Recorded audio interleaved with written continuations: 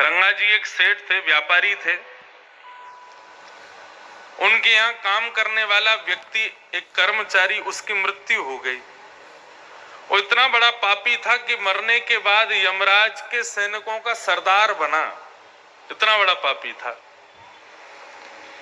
तो उसको काम दिया गया था यमदूतों के द्वारा कि भाई जहां कहीं भी लोग नरक में आने के लिए तैयार होंगे, तुमको जाना है यमदूतों को लेके और उन लोगों को लेके आना है। वो जाता था, लोगों को लेकर के नरक में आता था।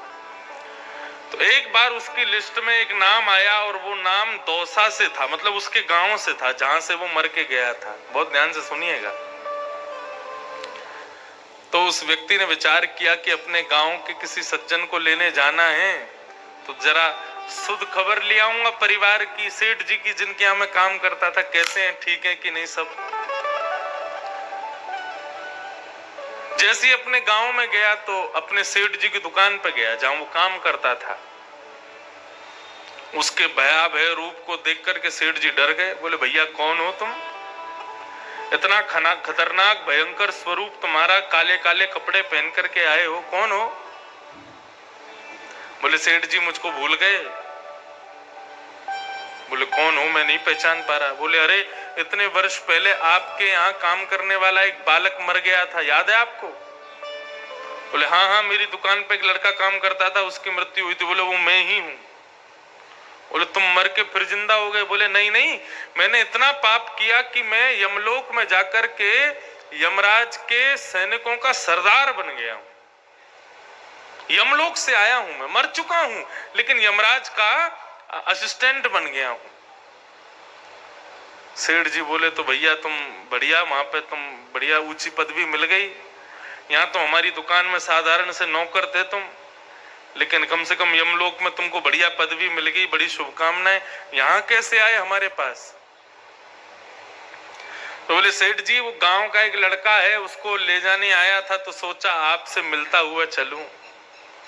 बोले, वो लड़का तो जिंदा है? बोले, अभी देखना 2 मिनट बाद बैलगाड़ी पे बैठ करके आएगा, उसका बैल पागल हो जाएगा, वो सींग घुमाएगा और उसके पेट में घुसा देगा, उसकी मृत्यु हो जाएगी, उसको लेकर के फिर मैं यमलोक जाऊंगा। और रंगा जी के देखते देखते वैसा ही हुआ। वो व्यक्ति सामने से बैलगाड़ी पे आ रहा था, उसका बैल पागल हो गया। उसने बैल को देखने के लिए, और जैसे ही बैलगाड़ी से नीचे उतरा, बैल ने अपने सींग घुमाए और उसके पेट में घुस गए, उसकी मृत्यु हो गई, वो यमलोक चला गया।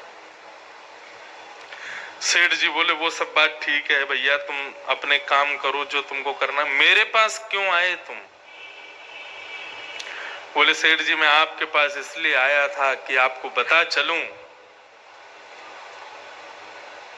यदि आप अपनी ऐसी स्थिति नहीं देखना चाहते हो, यदि आप ये नहीं चाहते कि यमलोक आप आओ और वहां मेरे हाथों से आपको सोटे खाने पड़े, तो उसके लिए आप पर एक ही उपाय है, सब तज हरि भज। सब छोड़ करके हरि का स्मरण करना शुरू कर दो। यदि आपने ठाकुर जी का स्मरण करना शुरू नहीं किया और आप यमलोक आ गए, और वहां पर यदि मैंने आपकी पिटाई करनी शुरू करी और आपने मुझसे कहा कि अरे तू तो मेरे यहाँ काम करता था, मेरी दुकान का नौकर था, मुझको मारेगा, मैं रहम नहीं करूंगा आपके ऊपर, मैं बहुत मारूंगा।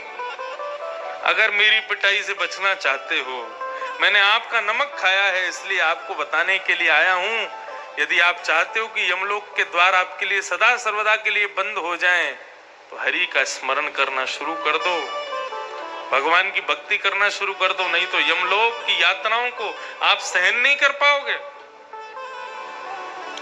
ऐसा वो कह करके गया। उसी दिन से श्री रंगा जी ने भगवान का इतना भजन किया, इतना कीर्तन किया, इतना स्मरण किया।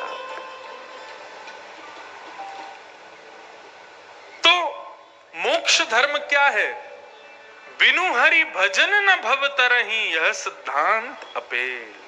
ठाकुर जी का भजन तो करना पड़ेगा, स्मरण तो करना पड़ेगा। तो कौन कौन से धर्म हो गए? राजधर्म, दान धर्म, राजधर्म, मोक्ष धर्म। अब चौथा आया स्त्री धर्म। स्त्रियों का धर्म क्या है? एक ही धर्म एक ही व्रत नेमा, काया वचन मन पति पद प्रेमा। अपने पति